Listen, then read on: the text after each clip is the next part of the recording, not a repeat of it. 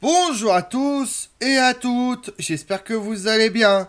Aujourd'hui on s'intéresse à la civilisation Inca, qui est l'une des plus importantes d'Amérique du Sud en termes d'influence culturelle et d'héritage.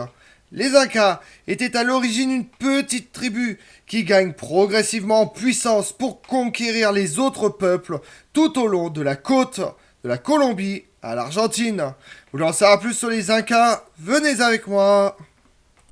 L'Empire Inca s'étendait le long de la côte sud-américaine, de l'actuelle Colombie à l'Équateur, au Pérou et à l'Argentine, et l'influence la vie des peuples à l'intérieur et à l'extérieur de l'Empire.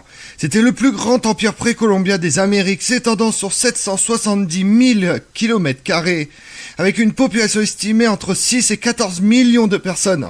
L'Empire Inca s'effondre déjà en raison de rébellions internes, de maladies apportées par les explorateurs européens lorsqu'ils tombent aux mains des Espagnols, menés par Francisco Pizarro au XVIe siècle. Mais son influence continue de se faire sentir. Le concept Inca de la cellule familiale, par exemple, qui comprend les tantes, les oncles, les cousins éloignés, aussi étroitement liés que la famille, toujours le modèle dans la région aujourd'hui, tout comme le concept selon lequel la communauté entière est la famille de chacun et les gens doivent traiter leurs voisins comme s'ils le feraient avec des parents de sang. La religion Inca influence également d'autres religions dans la région, de sorte que même de nos jours, les sites chrétiens sont situés selon les concepts Inca des lieux sacrés, comme les collines, les sommets des montagnes près de l'eau des lieux, qui correspondaient autrefois à des divinités Inca. La règle d'or Inca, ne pas voler, ne pas mentir, ne pas être paresseux, est également toujours observée dans la région. La condition humaine n'a pas beaucoup évolué. Nous avons toujours été ce que nous sommes aujourd'hui. C'est pourquoi il est important de savoir qui nous avons été. La religion Inca était polythéiste. Les dieux étaient censés contrôler le monde naturel et influencer considérablement la vie des gens. Le meilleur exemple est le de Pachacamac, une divinité créatrice qui avait créé les humains et la végétation et qui supervisait l'agriculture et les bonnes récoltes. Lorsque Pachacamac était satisfait, tout allait bien. Lorsqu'il était en colère, il pouvait provoquer des tremblements de terre. Avec Pachacamac, comme avec tous les autres dieux, il était donc dans l'intérêt du peuple de le satisfaire, par des offrandes et des sacrifices, y compris des sacrifices humains. Des temples et autres édifices étaient érigés en leur honneur, et le célèbre réseau routier Inca qui reliait étroitement les communautés était probablement encouragé par la croyance religieuse.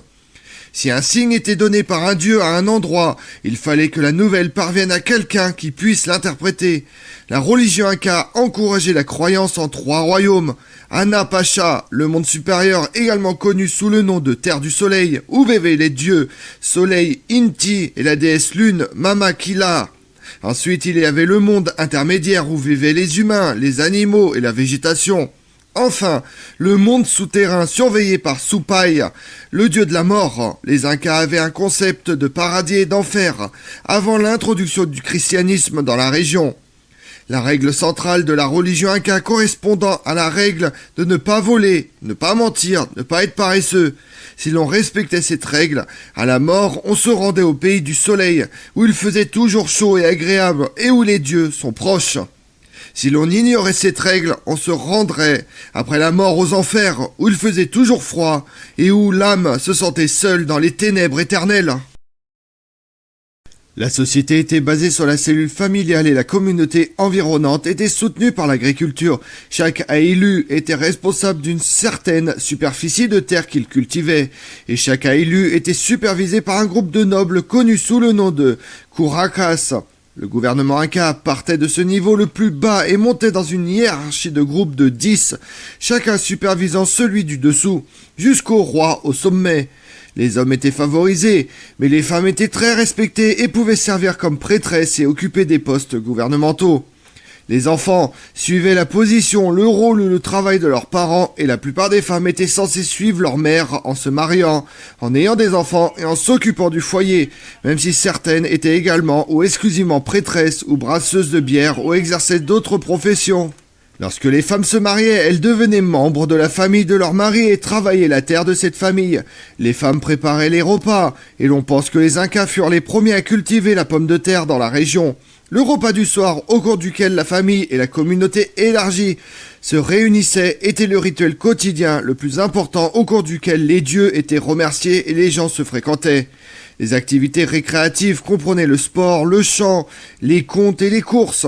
La vie quotidienne était essentiellement axée sur le travail tout au long de la journée, la détente, le soir et les cérémonies et festivals religieux. La nourriture était importante pour les Incas parce qu'elle était un cadeau des dieux, mais aussi parce qu'elle était au cœur de leur vie. Ils travaillaient tous les jours pour tirer leur nourriture de la terre. La viande est réservée aux fêtes et cérémonies religieuses et chaque communauté avait besoin de suffisamment de nourriture pour se nourrir et commercer avec les autres. Ils cultivaient des céréales, des légumes et des fruits. Et se sont surtout connus pour le quinoa, le maïs, les piments et le manioc. Il n'y avait pas de marché central où l'on pouvait se rendre. Chacun cultivait sa propre nourriture et l'échangeait contre d'autres produits tels que des couvertures ou des paniers. La nourriture était donc, en quelque sorte, leur monnaie d'échange. L'administration du gouvernement Inca était très efficace, comme elle devait l'être pour contrôler un si vaste territoire et des populations diverses. Le roi établissait les lois qui étaient inspirées, dirigées par les dieux, et celles-ci étaient transmises aux 10 nobles situés juste en dessous de lui dans la hiérarchie, qui les transmettait à leur tour aux 10 nobles suivants et ainsi de suite jusqu'au niveau le plus bas de la société par le biais du réseau de routes. L'ordre pouvait donc être maintenu assez facilement car toute rébellion, invasion ou catastrophe naturelle pouvait être contrée rapidement. Les routes servant de réseau de communication, les lois décrétées dans la capitale de Cusco étaient envoyées rapidement dans tout l'empire par le réseau routier et la hiérarchie du pouvoir du local au national veillait à ce que ces lois soient respectées. Le site Inca le plus célèbre est le Machu Picchu, situé dans la cordillère des Andes, au-dessus de la vallée de l'Urubamba. Il fut fondé par le 9e roi Pachacuti Inca Yupanqui 1438-1461. Vers 1450, considéré comme un site sacré, certains érudits modernes affirment que le site existait déjà avant l'avènement de l'Empire Inca et qu'il fut simplement réaffecté, bien que l'on ne sache pas exactement à quoi il servait. Le nom signifie vieille colline et l'on pense que le site faisait à l'origine partie du vaste domaine de Pachacuti Inca Yupanqui. Il est possible que le site ait toujours été conçu comme un lieu de culte ou peut-être comme une installation fortifiée. Le complexe était alimenté en eau douce par des canaux en pierre alimentés par des sources naturelles. Le site fut abandonné après la chute de l'Empire Inca et redécouvert par l'explorateur Hiram Bingham en 1911. La structure de l'armée Inca était basée sur le système décimal.